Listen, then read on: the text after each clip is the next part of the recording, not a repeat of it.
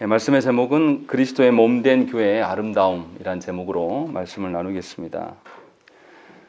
오늘 우리가 읽은 본문은 이제 솔로몬과 술람미 여인이 결혼식을 끝낸 이후에 신혼방에서 이제 이 솔로몬이 술람미의 여인의 그 몸을 보고 그 아름다움을 묘사하는 장면입니다. 우리가 앞전에 이 왕인 솔로몬과 천한 술람미 여인의 사랑이 얼마나 아름다운 것인가를 설명했었고, 또 이 술람미 여인이 얼마나 이 솔로몬을 찾고 구했는가, 그리고 그 찾고 구할 때 솔로몬이 어떻게 그 여인이 찾아왔고, 또 그 여인이 솔로몬이 그 여인을 찾아왔을 때 술람미 여인이 이제 그를 놓지 않고 결혼하기를 원하는 것을 드러낸 것을 우리가 지난주까지 보았습니다. 이제 신혼 첫날 밤에 이 솔로몬이 이 여인의 몸을 보고 그 아름다움을 쭉 기술한 것이 오늘 말씀의 내용입니다. 그래서 이 본문에 대해서 해석이 분분해요. 너무나 성적인 거 아니냐라는 것으로 이제 해석하는 그런 쪽도 있고, 또 교회 역사 가운데 늘 이 본문에 대해서 어려움이 있었습니다. 그런데 우리는 이제 그렇게 보려고 하는 것은 아닙니다. 분명하게 솔로몬이 이 여인의 몸에 그 어떠한 것들을 표현하는지를 우리가 잘 살펴야 될 필요가 있습니다. 이 솔로몬은 여인의 상체부터 아래로 관찰해 가면서 그 신부의 몸의 아름다움을 그냥 아름답다라고 말한 것이 아니라 피조 세계의 어떤 것들을 비교하면서 이야기를 합니다. 그래서 비둘기나 염소나 양과 같은 그런 역동적인 이미지를 또 하나 발견하고, 또 홍색 실과 석류와 망대와 같이 아주 정적인 이미지로 표현하면서 무엇인가를 드러내려고 하는 의지가 보입니다. 그래서 솔로몬은 이 여인의 아름다움을 눈으로만의 아름다움으로 말하지 않고 향기로도 그 아름다움을 표현하고 있는 것이 오늘 본문에서 나타납니다. 그래서 솔로몬의 사랑이 어떤 예술로도 표현하기 어려운 사랑임을 성경은 이야기를 하고 있습니다. 그러면 솔로몬이 무엇을 말하는지 우리가 한 절 한 절 읽어가면서 그 의미를 한번 살펴보겠습니다. 먼저 솔로몬이 그 아름다움을 이야기할 때 그 기준이 뭘까요? 이게 가장 중요합니다. 이것을 이해해야지만 우리가 조금 더 솔로몬의 의미를 알 수가 있습니다. 고대에서 아름다움이라고 말할 때는 아름다움의 원천, 아름다움의 근원이 무엇인가를 밝히고 그 근원에 가까워지는 것을 아름다운 것이라고 늘 생각을 했습니다. 그래서 고대의 교회들이나 고대의 사람들은 미의 원형을 추구했습니다. 미의 원천이 뭐고 원형이 무엇이냐라는 거. 그래서 예술은 뭘 따라가냐면 보여지는 피조 세계 가운데 그 자연을 모방했고, 자연이 드러내는 것은 창조주의 그 어떠함을 반영한 것이다, 이렇게 본 거예요. 그래서 분명하게 솔로몬도 이 관점으로 지금 이야기를 하고 있습니다. 그래서 여인의 아름다움을 자연에 있는 것들로 표현하고 있는 것이고, 자연에 있는 것들이 궁극적으로 드러내는 것은 삼위 하나님을 향해 있다라는 것을 우리가 이해할 수가 있습니다. 그래서 하나님께서는 피조세계 가운데 당신의 어떠하심을 분명하게 반영했습니다. 그래서 우리가 이것을 이제 신학적으로 일반 계시다라고 이렇게 말하는 것이죠. 이렇게 보는다는 것은 무엇이냐면 그 아름다움을 하나님의 관점에서 보겠다라는 거죠. 그것을 지금 드러내고 싶은 거예요. 그래서 피조세계의 그 피조물 각각의 존재들, 이 존재들의 그 아름다움을 드러내고, 또 피조세계의 다양한 전부 다른 피조물들의 조화를 드러내는 그 피조세계를 보면서 하나님의 어떠하심을 발견하는 그런 방식을 택해서 지금 설명을 하고 있습니다. 문제는 뭐냐면 우리예요. 과연 우리 시대에도 이러한 동일한 아름다움의 기준으로 말하느냐? 그렇지 않다라는 거죠. 현대인들의 그 아름다움의 기준은 사물 자체에 있는 그 사물 자체의 그 아름다움을 말하는 것이 아니라 여기다 하나를 더 추가해요. 사물을 바라보고 있는 인간, 내가 무엇을 느끼냐라는 것을 근거로 아름다움을 말하기 시작합니다. 그래서 현대인들의 아름다움의 기준은 각자가 다 다릅니다. 통일성을 말할 수가 없는 지경에 이르렀죠. 그래서 인간의 감정에 의지하고 인간이 무엇을 느끼느냐에 따라서 아름다움의 가치가 달라집니다. 그래서 주관적인 것과 객관적인 것에 대한 대립이 일어나는 것이고, 또 개인적인 것과 공동체적인 어떤 대립들이 늘 일어나요. 그래서 무엇이 옳다 말하기가 힘든 시대가 바로 우리 시대의 아름다움입니다. 그래서 사람들마다 어떤 요소를 좋아하느냐, 얼마만큼 좋아하느냐에 따라서 다양성이 천차만별이어 가지고 어떻게 설명하기가 사실 어렵습니다. 그래서 현대인들은 하나님 앞에서 하나님의 절대적인 기준을 별로 중요시 여기지 않습니다. 우리 역시도 그래요. 그래서 우리 감정이라는 것이 어떻습니까? 나의 만족을 찾아갑니다. 하나님께서 만족해 주시겠다라는 것에서 출발하지 않고 나의 만족이 무엇인가? 그 만족이 여러 가지가 있겠죠. 뭐 물리적인 만족일 수도 있고, 나의 외형이 어떠한가, 또 아니면 나의 경제적인 만족들, 나의 심리적인 만족들, 또 요즘 우리가 이제 한 달 후에 대통령이 바뀌니까 정치적인 만족들도 있을 것이고, 또 제도적인 만족들, 또 문화적인 만족들, 또 영적인 만족들, 이러한 너무나 우리가 헤아리기 힘든 많은 변수들이 있기 때문에 무엇인가 아름다움을 말하기가 힘든 시대가 되어버렸습니다. 그래서 우리가 공동체적으로 아름다움의 기준을 정하는 순간 이것을 악으로 취급해요, 우리 시대는. 그래서 분명하게 아름다움의 기준이 어디에 있다라고 말하기가 어려운 것입니다. 그러나 분명히 성경에서는 무슨 이야기를 하고 있냐면 하나님의 그 선하심을 기준으로부터 무엇인가를 말하고 있는 거예요. 그러니까 현대 그리스도인들도 우리가 어디에 마음을 더 두고 있느냐에 따라서 삶의 양태가 달라집니다. 하나님의 관점과 하나님이 주시는 영적인 만족에 근거해서 우리의 삶과 우리의 시대를 바라볼 것인지, 아니면 이 시대 사조에 흘러서 이 시대 사조로 나를 바라보고 교회를 바라볼 것인지의 의미에서 완전히 다른 이야기가 되는 거예요. 그래서 교회 안에서 은혜를 이야기해도 다 다릅니다. 어떤 사람은 돈이 은혜일 수도 있고, 어떤 사람은 자기의 그 사람의 인정 욕구가 은혜일 수도 있고, 그런데 하나님께서 말씀하시는 은혜는 그런 것들이 아니거든요. 그래서 우리 시대의 그 아름다움을 이야기할 때는 완전히 뒤섞여서 짬뽕이에요. 사실은 하나님의 어떠하심은 발견하기 힘든, 우리들끼리 막 범벅이 돼가지고 분별할 수 없는 지경에 놓여 있다는 것입니다. 그러나 분명하게 무엇에 관심을 두느냐에 따라서 아름다움 기준이 분명하게 달라집니다. 그래서 우리의 정서도 다르게 반응하는 것이죠. 중요한 것은 그리스도인으로서 우리가 아름다움을 이야기할 때 하나님과 얼마나 연계되어 있는가를 분명히 살펴야 돼요. 성경에서 뭐라고 하냐면 시편 17편 15절 말씀에 나는 의로운 중에 주의 얼굴을 배우리니 깰 때에 주의 형상으로 만족하리이다, 이렇게 고백합니다. 다윗이 이렇게 고백한 겁니다. 자고 일어났을 때에 다윗이 바라보고 있는 자신의 주변 환경 속에서 뭘 보냐면 하나님의 형상을 발견하기를 소망하고, 하나님의 형상으로 발견했을 때 아름답지 않은 것이 없다라고 다윗이 이렇게 고백하는 것입니다. 그래서 다윗의 정서는 자신의 정서에 대한 반응으로서의 정서가 아니라 하나님의 형상, 하나님의 기준에서 출발한 자기의 정서인 것이죠. 이것을 아름다움으로 이야기를 하고 있는 거예요. 그래서 우리처럼 생각하지 않아요. 우리는 늘 다른 것들, 하나님이 아닌 다른 요소들을 근거로 인하여서 아름다움을 말합니다. 자연에 관심을 많이 둔 사람은 자연에만 몰두하는 거죠. 또 거기에서 하나님의 창조를 발견하기보다는 껍데기인 자연만을 보고 거기서 멈춥니다. 그렇기 때문에 똑같은 자연을 바라볼 때도 하나님의 아름다움에서 출발한 사람의 자연과 그냥 자연이 좋아서 자연을 바라보는 사람은 동일한 자연을 봐도 전혀 다른 결과를 드러낼 수밖에 없는 것이에요.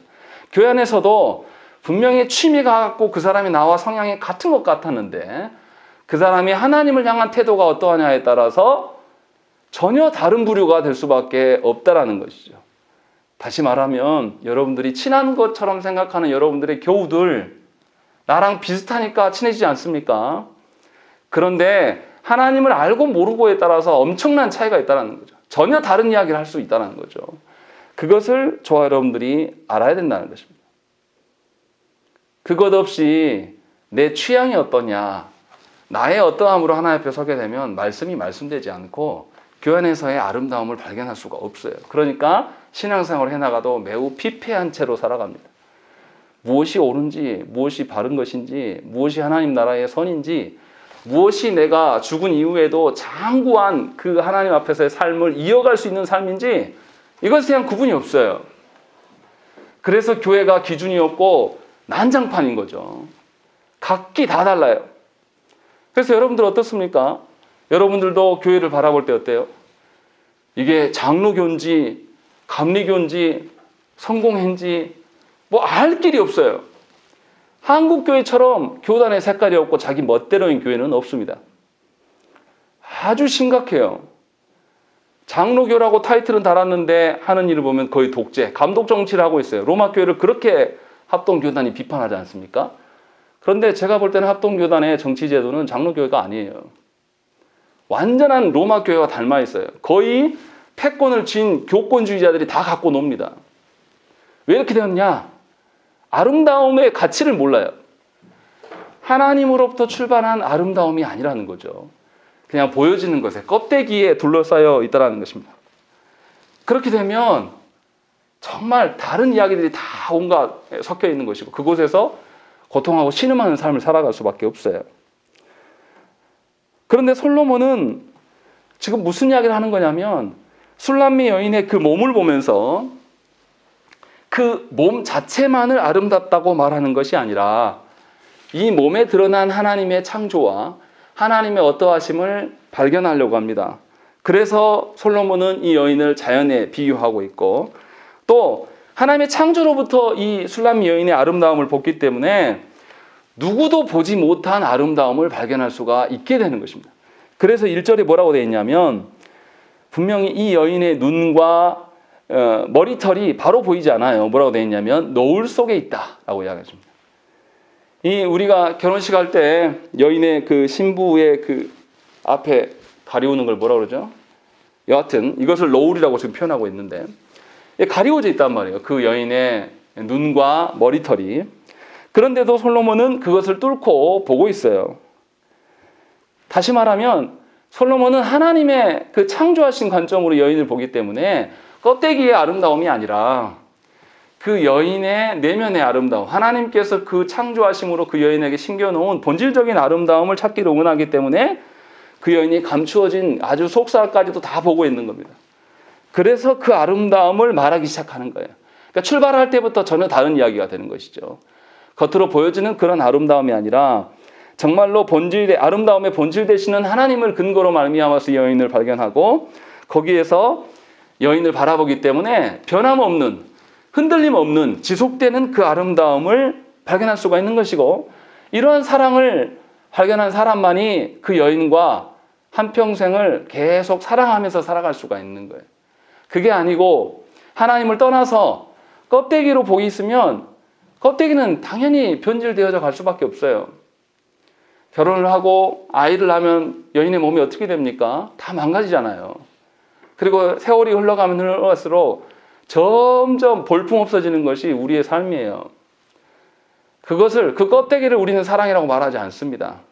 그런데 놀라운 것은 우리는 껍데기를 보고 모든 것을 판단해요. 껍데기에 근거해서 모든 것을 생각한다는 거죠. 그런 점에서 오늘 말씀에서 우리가 봐야 될 것은 하나님이 기준으로서 우리 자신을 봐야 된다라는 것이죠. 잠언 31장 30절 말씀에 뭐라고 되어 있냐면 고운 것도 거짓되고 아름다운 것도 헛되나 오직 여호와를 경외하는 여자는 칭찬을 받을 것이라. 이렇게 되어 있습니다. 다시 말하면 이 여인의 아름다움이라는 것은 뭐냐면 하나님 앞에서의 아름다움이에요. 그냥 껍데기로서의 아름다움이 아니라 그 말을 하려고 하는 것이 아니라 정말로 하나님을 경외하지 않고서는 아름다운 것이 다 헛된 겁니다. 그렇지 않습니까? 저는 그러더라고요. 젊었을 때 정말로 겉모습이 너무 아름다워서 그 여성과 교제하고 싶어서 그 여인을 믿고 대시하고 잘 지냈는데 그 아름다움을 가진 사람이 사실은 포장된 아름다움이었고 그 아름다움을 이용해서 저를 농락하는 것을 경험할 때 화가 더 났어요. 배신감까지 느껴지는 거죠. 왜 그렇습니까? 저 역시도 그 본질을 모르는 상태로 분별함 없이 그 사람을 대했다라는 거죠. 그냥 껍데기를 보면서 그 본심이 무엇인지를 찾지 않고 그래서 나중에 그것이 발견되면 그 분노를 우리가 감추지 못해요. 결국은 누구의 어리석음입니까? 본질의 아름다움을 보지 못하는 나의 어리석음인 것이지 그 사람의 어리석음이라고 말하기는 사실은 어렵죠. 이것이 우리의 한계예요. 그래서 디모데전서 4장 4절과 5절 말씀에 뭐라고 되어 있냐면 하나님께서 지은 모든 것이 선함에 감사함으로 받으면 버릴 것이 없나니 하나님의 말씀과 기도로 거룩하여짐이라 라고 이야기하고 있는 것입니다. 무슨 말입니까?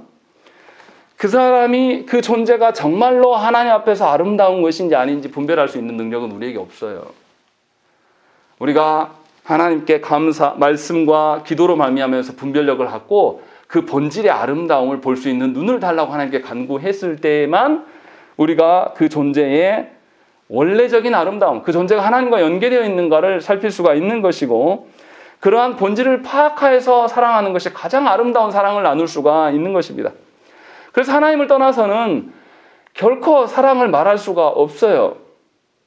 그런데 우리는 우리 자녀들에게 이것을 가르치지도 않을 뿐더러 우리가 결혼할 때도 그런 방식으로 배우자를 선택하지도 않았으며 현재를 살아가면서도 다시금 하나님의 관점으로 배우자를 보려고 하는 의지가 우리에게 없다라는 거죠. 그러면 결혼 생활이 계속 무엇의 반복입니까? 하나님과 무관한 계속 아름다움으로 포장된 위장된 것의 반복이에요. 이것에 내가 익숙해지는 거죠. 그래서 우리는 어떻습니까? 한 번이라도 멋있는 껍데기를 가진 사람을 찾는 거예요. 그래서 우리가 뭐합니까? 드라마를 보면서 존재하지도 않는 남성을 바라보면서 소망하는 거죠. 남자들도 마찬가지예요. 현실에 있지도 않은 그 여인을 드라마 보면서 저 정도면 좋겠다라는 그런 헛된 망상에 본질이 무엇인지 전혀 모르면서 이러한 일들이 우리에게 보인다는 것입니다. 이 관점을 벗어내지 아니하면 우리는 아름다움을 말하기가 어렵고 솔로몬이 지금 무엇을 말하고 있는지 도무지 알 길이 없어요.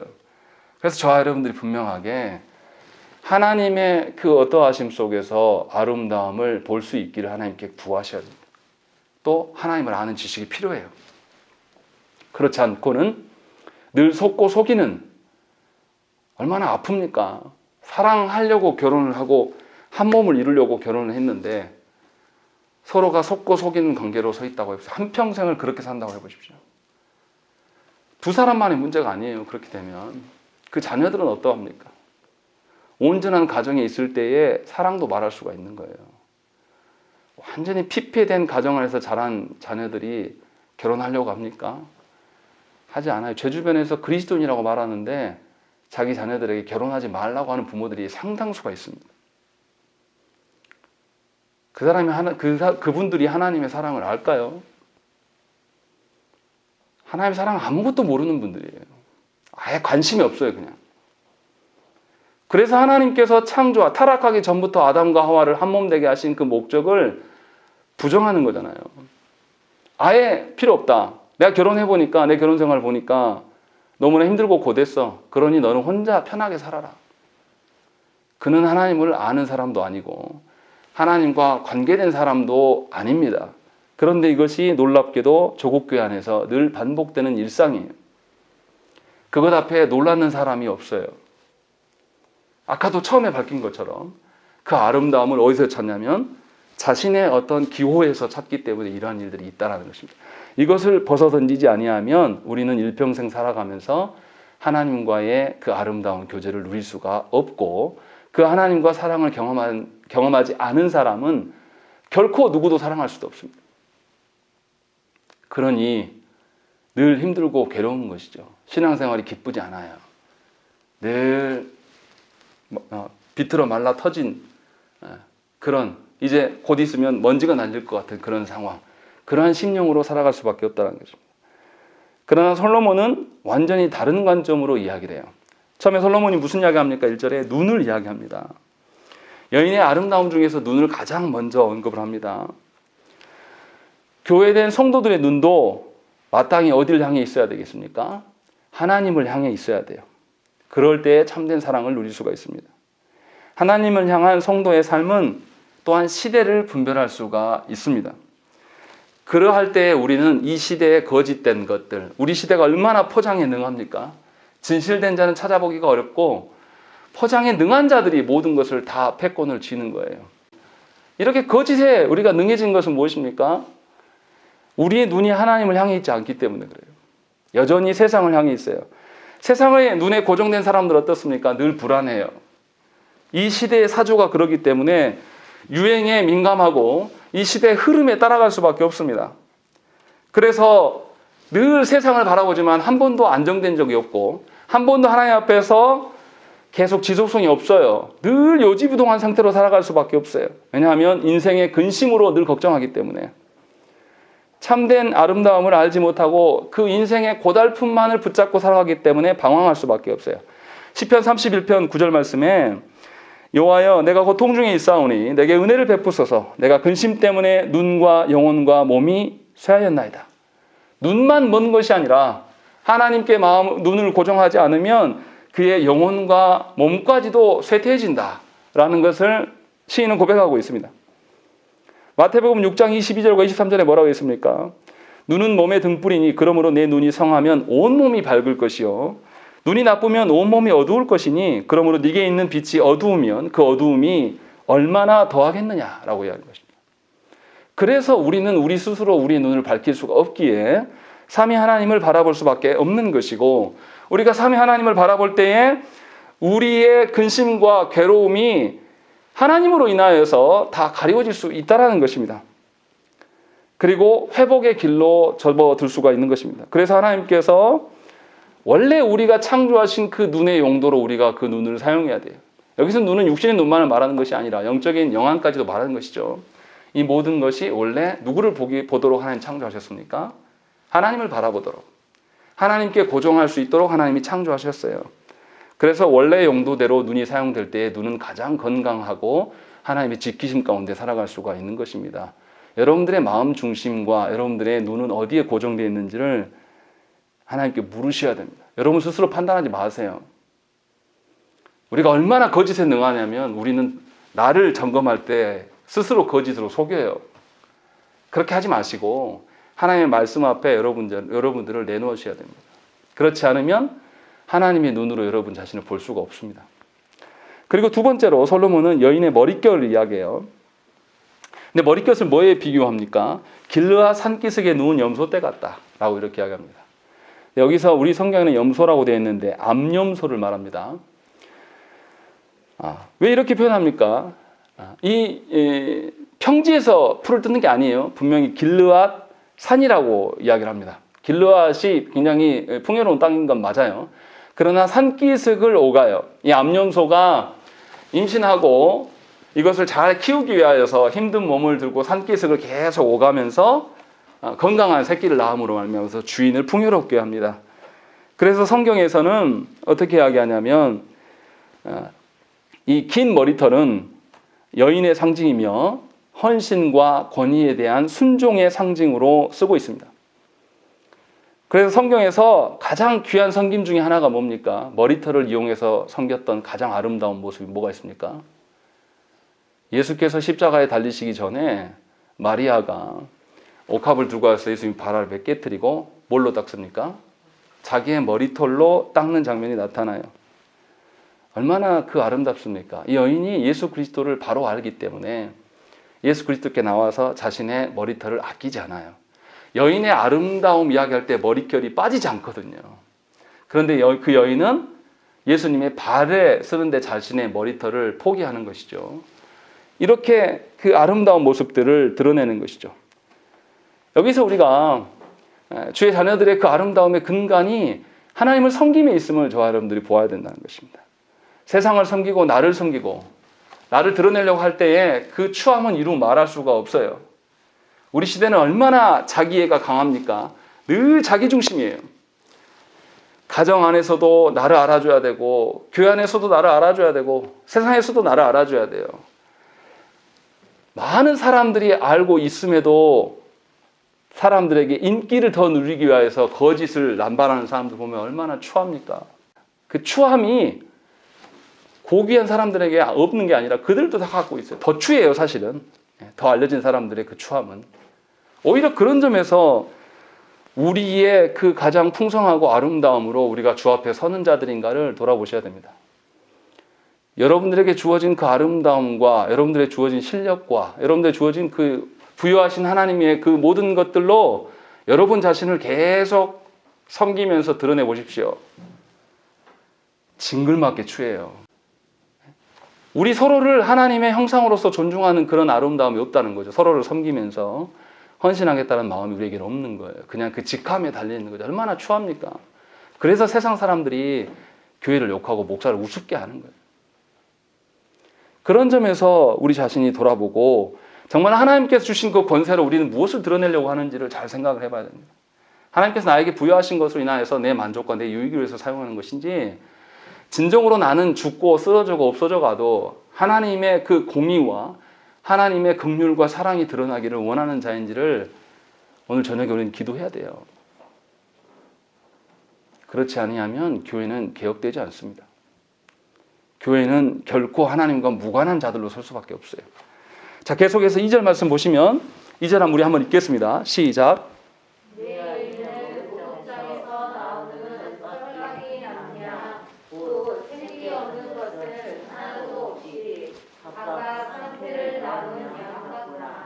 예, 여기 보시면 굉장히 특이해요. 여인의 아름다움을 이야기하는데 뭐를 이야기합니까?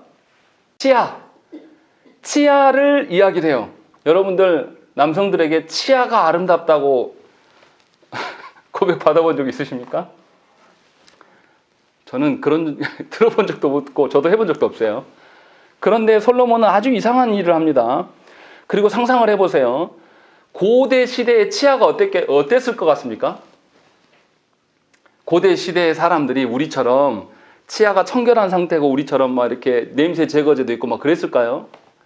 아마 고대 사람들의 치아는 아마 누랬을 거예요. 그리고 관리가 안 돼서 막 빠진 것도 많을 것이고 그럴 겁니다. 그런데 솔로몬은 이 여인의 치아를 뭐라고 이야기하냐면 목욕장에서 막 나온 털 깎인 암양과 같다라는 것이에요. 이 말이 뭡니까? 양이 그 목욕시키지 않고 털을 안 깎아 놓으면 정말 이 털이 지 멋대로 자라고 아주 더럽습니다. 여러분들 양 키우는 데 가서 한번 손 이렇게 만져보세요. 양 손이 어떻게 되는지. 까맣게 돼요.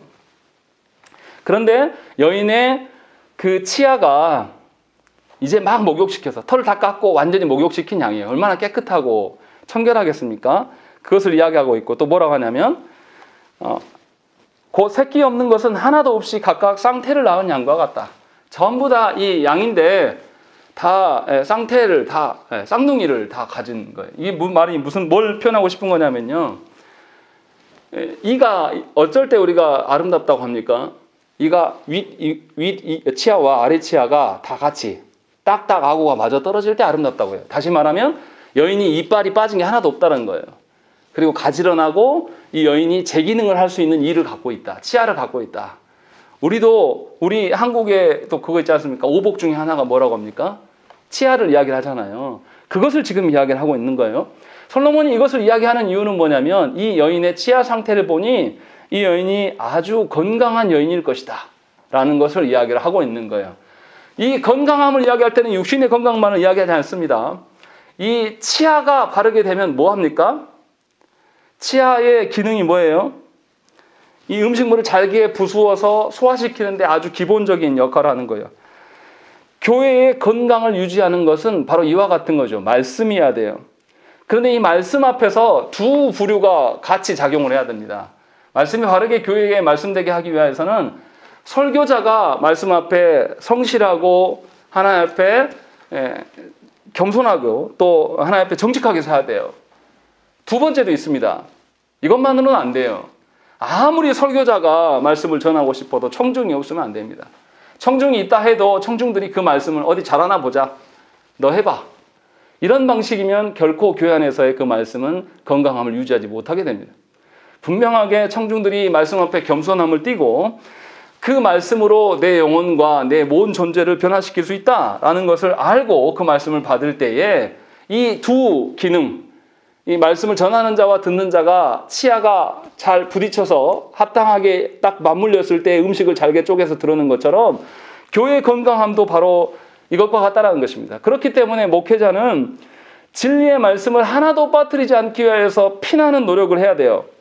그래서 하나님께서 그 영혼을, 하나님과 그 영혼이 짝을 잘 이룰 수 있도록, 또한 성도들 역시도 자신들의 지식과 지혜로 성경의 말씀을 이해하려고 하는 것이 아니라 성령님을 의지하여서 하나님께서 자신을 지적하고 하나님 앞에서 자신이 어떠한 존재를 보기 위해서 말씀을 들어야 된다는 것입니다. 그래서 우리가 대우리문답에서도 배우지 않았습니까? 말씀을 전하는 것만이 문제가 아니라 말씀을 듣는 자의 설교를 듣는 태도 또한 대우리문답에서 언급을 하고 있어요. 이 두 가지를 다.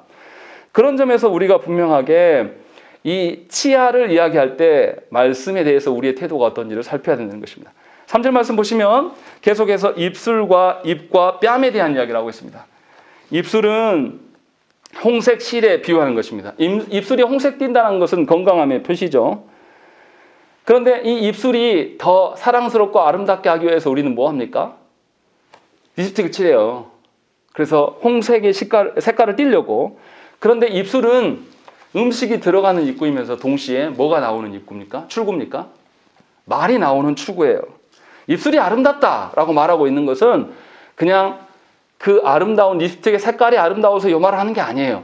솔로몬이 이 입술이 건강하고 아름답다라고 칭송하는 것은 이 여인에게서 아름다운 지혜로운 말씀과 아름다운 지식의 말들이 그 입술에서 계속 머물고 있기 때문에 그 입술이 아름답다라고 이야기를 하고 있는 것입니다. 그래서 모든 성도의 입술에는 뭐가 나와야 되겠습니까? 하나님을 향하여서는 하나님께서 주신 말씀이 우리 입술 가운데 머물러야 되고, 사람을 향하여서는 정직과 덕과 복음이 나오도록 우리가 힘써야 되는 것입니다. 그것이 성도의 입술의 아름다움이고, 이어서 입의 아름다움을 솔로몬이 이야기해요. 입을 뭐라고 했습니까? 어여쁘다라고 되어 있습니다.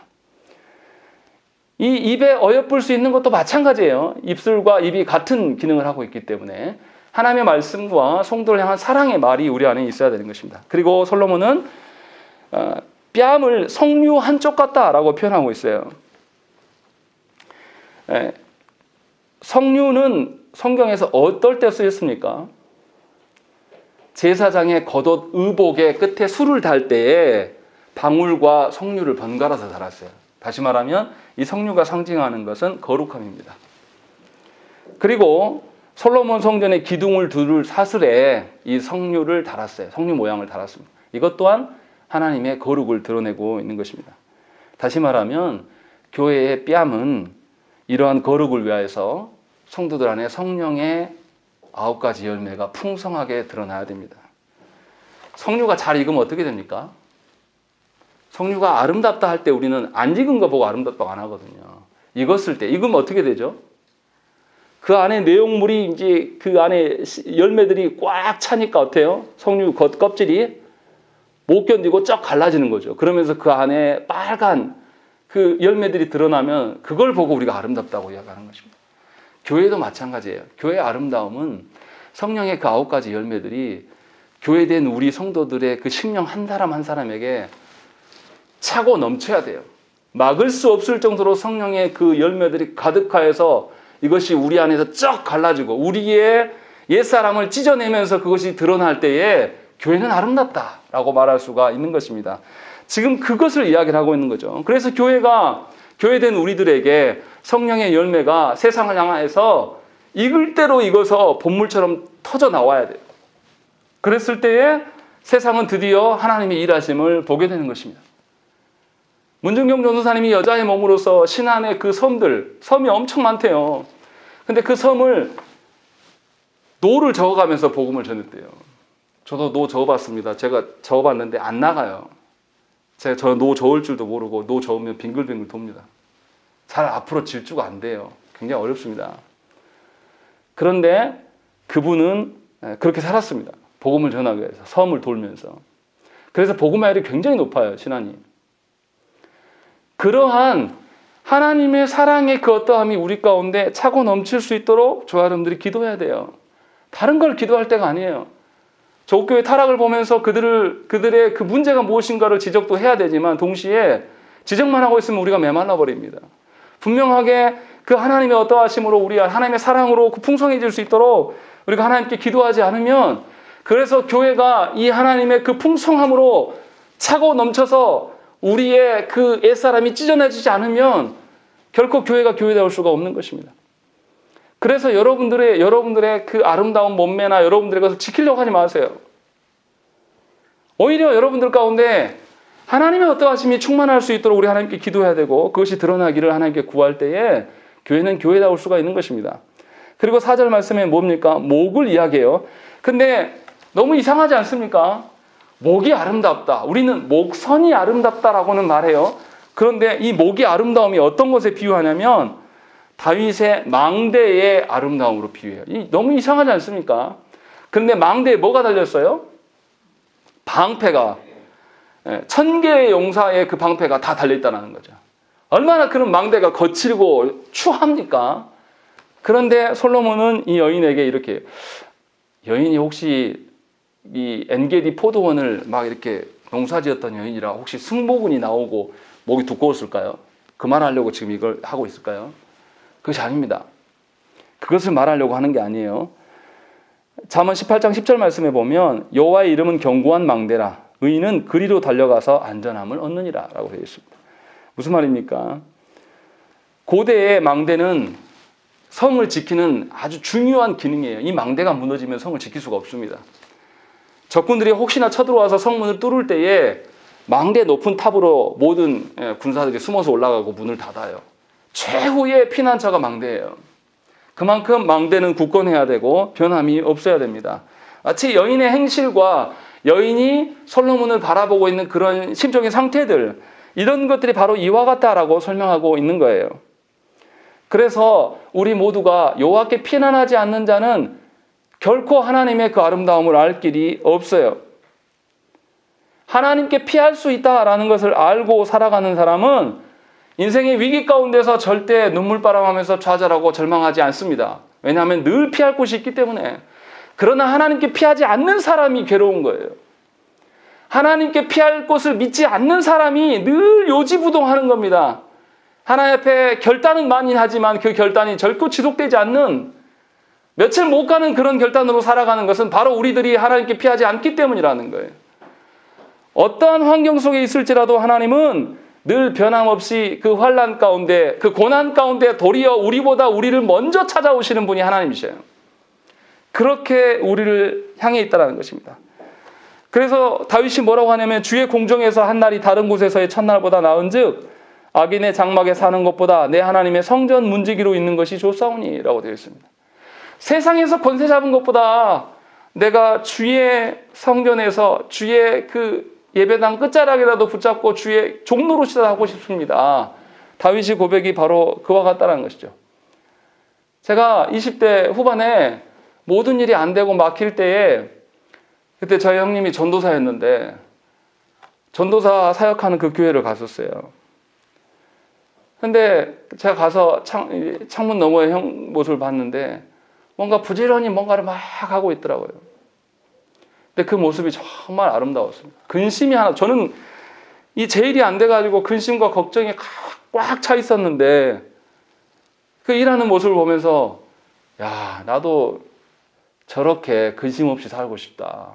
그때 이 지금 다윗이 말하는 마음을 조금 느꼈어요. 아, 세상에서 알아주지 않아도, 세상에 전도사를 누가 알아줍니까? 교회에서도 알아주지 않죠. 부목사도 아닌 전도사 나부랭이를. 그런데 그 전도사의 모습 속에서 하나님께서 그걸 보게 하시고, 결국은 제가 하나님께서 부르시려고 그랬는지 모르겠는데 그때 그 하나님 앞에서 살아가는 것이 얼마나 복된 것인가. 근데 안타까운 것은 뭐냐면 하나님 기회 주셨을 때 갔으면 참 좋을 텐데 다 잃어버린 후에나 이제 우리는 깨닫는다는 거죠. 저 역시도 그랬고. 그래서 분명하게 저와 여러분들이 하나님께 피하기를 하나님께 늘 기도해야 되는 것입니다. 우리의 본성은 하나님께 피하지 않아요. 우리의 본성은 늘 세상을 향해 있습니다. 그래서 진심으로 하나님께 피할 수 있기를 구하십시오. 그리고 5절 말씀에 보시면 이제 여인의 가슴에 대한 이야기를 하고 있어요. 그런데 여인의 가슴을 뭘로 비유하냐면 백합화 사이에 풀을 뜯는 쌍둥이 어린 사슴에 비유하고 있습니다. 이 쌍둥이 어린 사슴이 평화롭게 풀을 뜯고 있는 것이에요. 이사야 선지자가 이런 비슷한 표현을 합니다. 66장 10절, 11절 말씀에 에루살렘을 사랑하는 자들이여 다 그 성읍과 함께 기뻐하라. 다 그 성읍과 함께 즐거워하라. 그 성을 위하여 슬퍼하는 자들이여 다 그 성의 기쁨으로 말미암아 그 성과 함께 기뻐하라. 너희가 젖을 빠는 것 같이 그 위로하는 품에서 만족하겠고 젖을 넉넉히 빤 것 같이 그 영광의 풍성함으로 말미암아 즐거워하리라. 이사야 선지자가 말하는 그 시대는 이스라엘이 타락하여서 하나님의 진노 가운데 있는 시대예요. 그런데도 이사야 선지자가 이렇게 이야기하는 것은 무엇입니까? 너희가 하나님이 계신 예루살렘에 돌아오면 이 젖먹이 아이가 언제 가장 평온함을 느낍니까?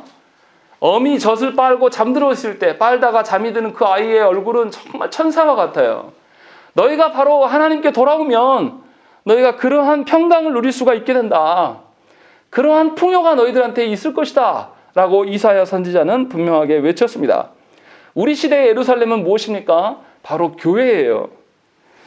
교회된 자들이 하나님을 기쁘시게 하고 성도들의 그 연약함과 성도들의 그 빈궁함을 살피면서 생명력과 풍요로 채워갈 때에 세상은 하나님 앞에서의 풍성함을 보게 되는 것입니다. 이것의 모습을 지금 솔로몬은 이야기를 하고 있는 거예요. 물론 이 여인의 육적인 이 두 사람이 하나 되는 성관계를 표현하는 부분도 맞아요. 그러나 그거보다 그냥 성적으로만 이 솔로몬이 만족하고 있는 것이 아니라 여인의 그 가슴을 통하여서 하나님이 주시는 풍성함, 교회에 주시는 풍성함이 무엇인지를 지금 찬양하고 있는 것입니다. 그래서 솔로몬이 뭐라고 합니까? 6절 말씀에 한번 읽겠습니다. 시작. 날이 저물고 그림자가 사라지기 전에 내가 몰약산과 지방의 낮은 산으로 가리라. 예, 이 솔로몬이 언제 여인에게 가겠냐면 날이 저물기 전에 그림자가 나타나기 전에 내가 당신에게 가겠다라고 말하고 있는 겁니다. 이것은 주께서 우리를 향하여서 다가오신 것 같은 거예요. 아담과 하와가 하나님 앞에 타락하였을 때 가장 먼저 달려오신 분이 하나님이십니다. 또한 우리도 마찬가지예요. 우리의 죄악으로 우리가 죽었어야 될 자들인데 우리를 죽지 아니하시고 누구를 보내셨습니까? 당신의 아드님을 우리에게 보내셔서 죽게 하셨어요. 그러므로 말미암아 우리를 살리셨단 말이에요. 그런 우리들을 하나님께서는 우리가 환난과 역경 가운데 그냥 두시지 않아요. 환난과 역경의 그림자가 우리를 뒤덮어서 우리가 그것 안에 휩싸여서 침몰에 들어가기 전에 하나님은 우리를 찾아서 오시고 우리 가운데 늘 계심을 지금 보여주고 있는 것입니다. 그렇게 하나님은 우리보다 우리를 먼저 사랑하셔서 우리에게 오시고 우리에게 손 내미시는 분이에요. 중요한 것은 우리가 그러한 하나님을 보지 못한다라는 것입니다. 보지 않는다라는 표현이 더 맞겠죠. 그래서 분명하게 우리는 어떻습니까? 하나님의 사랑을 받았음에도 불구하고 세상을 바라보면서 세상의 그 크고 놀라움을 바라보면서 우리는 주눅 들고 그것을 부러워하기도 하고 나보다 더 잘된 사람들을 시기 질투하기도 하면서 하나님의 사랑을 싹 잊어버리는 것입니다. 언제 그랬냐는 듯이. 그래서 우리에게는 첫사랑이 없어요. 그리스도를 만난 첫사랑을 간직하고 그 사랑을 끝까지 유지하려고 하는 그런 의지가 우리 안에 없다는 것입니다. 물론 우리가 의지를 갖는다고 해서 그것을 유지할 수도 없어요. 그래서 우리는 무엇을 해야 됩니까? 주님의 사랑을 잃어버리지 않도록 우리는 늘 교회 안에서 하나님의 말씀과 기도에 전념해야 돼요. 하나님은 교회된 우리를 한 번도 놓으신 적이 없습니다. 우리가 아파하기 전에 먼저 우리에게 오시고 우리 안에 어둠이 들미기 전에 우리 가운데 오셔서 말씀을 주시는 하나님이세요. 그러나 우리가 강팍하고 고집스러워서 그 말씀에 순종하지 않아요. 말씀으로 권면해도 듣지 않는다라는 거죠. 도리어 자신의 욕망을 먼저 채우십시오, 하나님. 그러면 내가 말씀을 듣겠습니다. 이러한 태도로 우리에게 일관한다는 것입니다.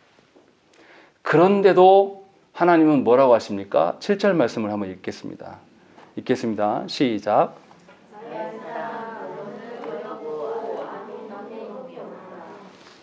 우리 하나님이 우리를 향해서 이렇게 말씀하십니다. 하나님의 첫사랑을 내팽개쳐버리고 지금도 어두운 그늘 가운데 혼자 있는 것처럼 하나님은 나를 보시지 않아, 하나님은 나에게 도움의 손길을 도움는 자들을 붙여주지 않으셔 라고 하면서 원망하고 그렇게 살아가는 저와 여러분들 향하여서 뭐라고 하십니까? 나의 사랑, 너는 어여쁘고 아무 흠이 없다 라고 말씀합니다. 왜 아무 흠이 없습니까? 우리가 흠이 이렇게 많은데요. 조국 교회를 보세요. 얼마나 더럽고 추접스럽습니까? 그런데 왜 흠이 없다고 말씀하십니까? 우리의 악함보다 그리스도의 십자가의 사건이 훨씬 큰 거예요. 그리스도께서 다 죽으셨기 때문에 또 부활하셨기 때문에 너는 흠이 없고 여전히 사랑받을 수 있다 라고 하나님은 우리에게 말씀하신다는 것입니다. 얼마나 하나님 앞에 고개를 들을 수가 없어요. 정말로 저와 여러분들이 그리스도를 사랑함으로써 주 앞에 선 자리인지 하나님께 물어봐야 됩니다. 정말로 그리스도의 그 희생하심과 그 사랑에 젖어서 사는 자들인지 여러분들의 가정을 다시 살펴야 되고 여러분들의 교회를 다시 살펴야 돼요. 그렇지 아니하면 우리는 하나님과 아무런 상관없고 주께서 보이신 사랑대로 사는 자들도 아니에요. 우리 안에 그리스도의 사랑이 차고 넘쳐서 하나님을 향한 만의 고백이 아니라 타인 또 외인들을 향하여서도 그리스도의 사랑이 우리의 옛 욕심을 찢어내면서 터져나와야 돼요. 그럴 때 진정으로 하나님의 그 어떠하심이 이 썩어버린 이 땅을 하나님께서 친히 다스리시는 역사가 일어나는 것이죠. 그것을 위해서 저와 여러분들이 기도해야 됩니다. 그러할 때 이 땅의 진정한 아름다움이 무엇인지를 알 수 있어요. 저도 제 자녀가 이제 자라가니까 염려스러워요. 사춘기가 오고 하니까 이 녀석이 세상의 유행에 어떠함을 민감해지기 시작하고 그 변모되는 모습을 볼 때 두렵습니다. 정말로 우리가 하나님의 사랑에 젖어서 하나님의 그 아름다움을 드러내는 이런 사회의 흐름을 만들어놨으면 이것을 염려할 것이 뭐가 있겠어요? 먼저 된 자들이 하나님께서 주신 이 땅을, 하나님께서 주신 교회와 가정을 다 흐트러 놓은 거예요. 우리 안에 그리스도의 사랑이 없기 때문이라는 것입니다. 이것을 놓고 하나님께 기도해야 됩니다. 여러분들의 물질이 어떻고 여러분들의 건강이 어떻고 여러분들의 처지와 환경 이거 중요하지 않아요. 진정으로 그리스도의 사랑 앞에 다시금 우리가 하나님께 엎드려야 돼요. 그러할 때에 이 땅 가운데 하나님이 보이신 그 아름다움이 드러나는 거예요. 그러할 때에 그 하나님의 아름다움을 드러내기 위해서 저와 여러분들은 부서져야 됩니다. 우리는 하나님 앞에 존재해서는 안 됩니다.